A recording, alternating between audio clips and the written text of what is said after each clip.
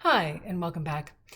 If you've ever thought, I know I'm anxious, but why does my jaw hurt? Or why am I exhausted when I'm technically doing everything right? I want you to hear this clearly. Depression and anxiety do not live only in our thoughts, they live in our bodies. And many people spend years chasing medical explanations for symptoms that are actually the nervous system asking for safety, rest, and understanding. Today, I want to walk you through 6 lesser known physical symptoms of depression and anxiety, why they happen, and what actually helps. Hi, I'm Amy Rose White. If you're new here, I'm an integrative psychotherapist and astrologer making videos on self healing tools. You can find my free 5-minute nervous system reset in the link below. So, one of the biggest myths about depression and anxiety is that they're purely psychological. They are not. They involve the entire nervous system, immune system, hormones, muscles, digestion, and breath. When emotional distress becomes chronic, the body adapts around it, and those adaptations show up as physical symptoms. So let's talk about the ones people rarely connect to mental health. The first is jaw pain, teeth grinding, and facial tension. You can tell I have this issue because I immediately just needed to touch my face instead of talking first. I have ground my teeth down so badly over the course of my life that I actually am slowly getting crowns placed on most of my teeth. So this is particularly, close to home one for me. So jaw clenching and grinding, TMJ pain, temple headaches, these are extremely common in people with anxiety and long-term stress. The jaw is part of the body's fight or flight system. It actually braces to protect us.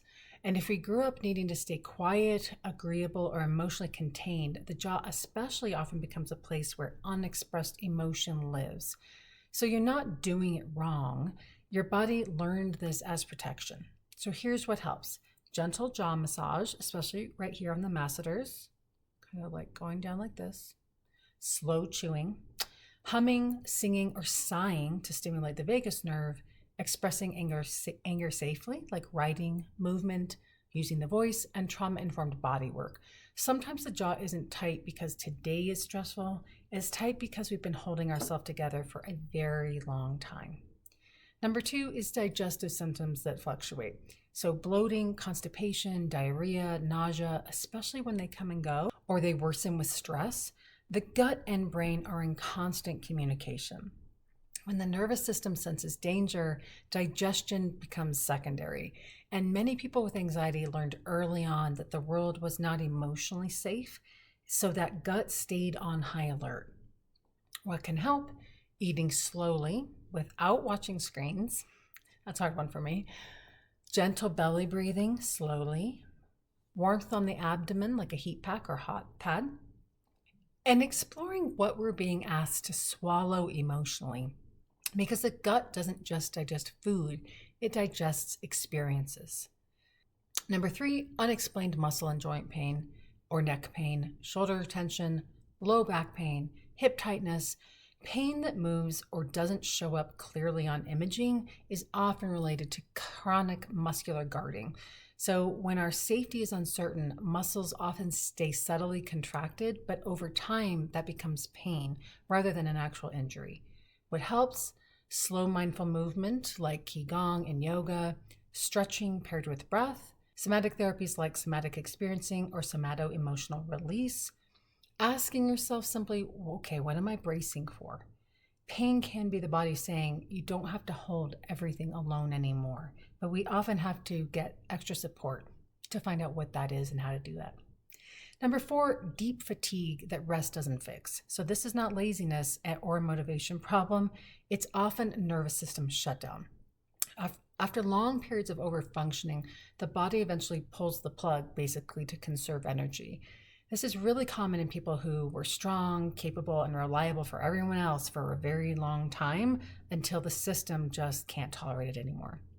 So what helps is learning nervous system regulation techniques, not productivity hacks.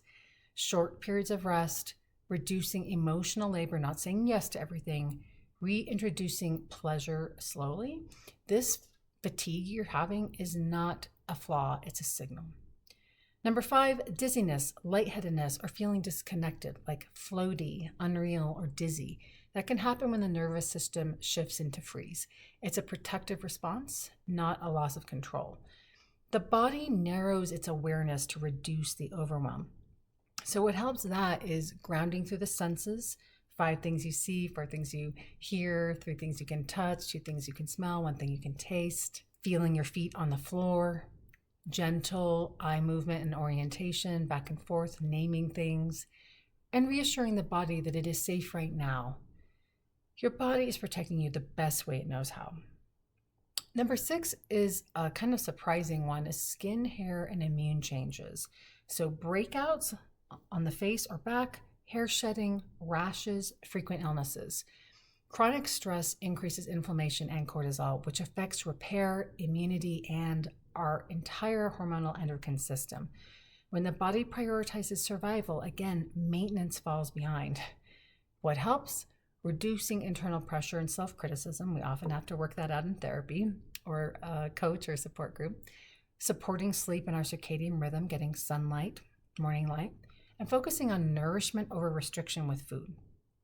Emotional safety is key, not just symptom control. The body heals when it feels safe enough to do so. And often that requires a complete reevaluation of the people, places, and things that we surround ourselves with. None of these symptoms mean you're broken. They mean that your body has been paying attention. Our body remembers what our mind had to minimize. And healing begins when we stop fighting these symptoms and start really listening to them. If this video helped you, please see my trauma, healing, or depression and anxiety playlist up here. Check out my free resource, Reset, below, and I'll see you in the next one. Bye for now.